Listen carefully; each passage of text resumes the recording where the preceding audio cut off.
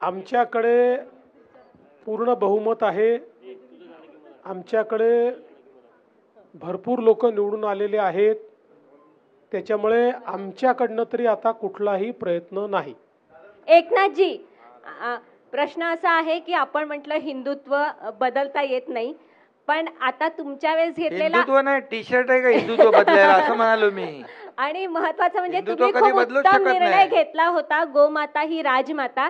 पण हिंदुत्ववादी कार्यकर्त्यांची अशी मागणी आहे की वधाचा गुन्हा दाखल झाला पाहिजे जर गोमातेला मारलं तर, कारण गोकत्तल होते आहे, गोमाता कापली जाते आहे आणि वारंवार या घटना होत आहेत की ट्रक सुद्धा जाळले जात आहेत। तर मोठ्या मोठ्या घटना अजूनही होत आहेत, तर तो ठोस निर्णय होईल का आता? नाही नाही, होणार ना ठोस निर्णय, त्याच्यावर कडक कारवाई करू। त्याच्यात कायद्यामध्ये आणखी आपण आणखी जे जे काही बंधनं आणता येतील ती आणू। सीएम सर, परभणीच्या घटनेमध्ये काही अर्बन नक्षल कनेक्शन पाहायला मिळत आहे का? अद्याप अशा प्रकारचं कनेक्शन दिसलेलं नाही, तथापि या घटनेची चौकशी चाललेली आहे।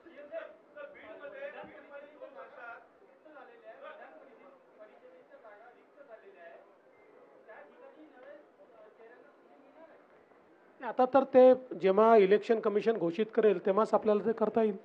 चल लास्ट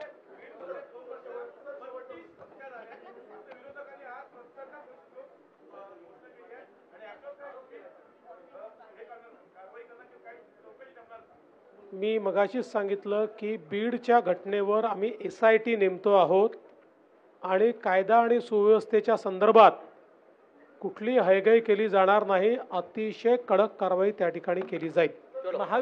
महाविकास आघाडीचे काही खासदार संपर्कात आहे? अजून पुष्कळ येत्या 2 ते 3 दिवसात खाते वाटप जाहीर करू असं मुख्यमंत्री देवेंद्र फडणवीस यांनी सांगितलेलं आहे। प्रत्येक मंत्र्यांचा परफॉर्मन्स ऑडिट करणार मुख्यमंत्री देवेंद्र फडणवीसांची ही महत्त्वाची माहिती आहे। बघा, माध्यमांशी संवाद साधताना त्यांनी अनेक प्रश्नांना उत्तरं दिलेली आहेत।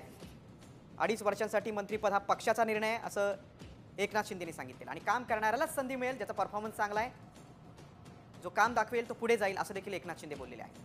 आणि देवेंद्र फडणवीस असे देखील बोलले की 2 ते 3 दिवसात खाते वाटप जाहीर केलं जाईल। शपथविधीनंतर माध्यमांसमोर मुख्यमंत्री आणि दोन्ही उपमुख्यमंत्री आले आणि त्यांनी माध्यमांच्या प्रतिनिधींच्या अनेक प्रश्नांना उत्तरं दिली। सर्वात महत्त्वाचा प्रश्न हाच होता की खाते वाटप कधी होईल, तर 2 ते 3 दिवसात खाते वाटप जाहीर केलं जाईल असं मुख्यमंत्र्यांनी स्पष्ट केलं आहे।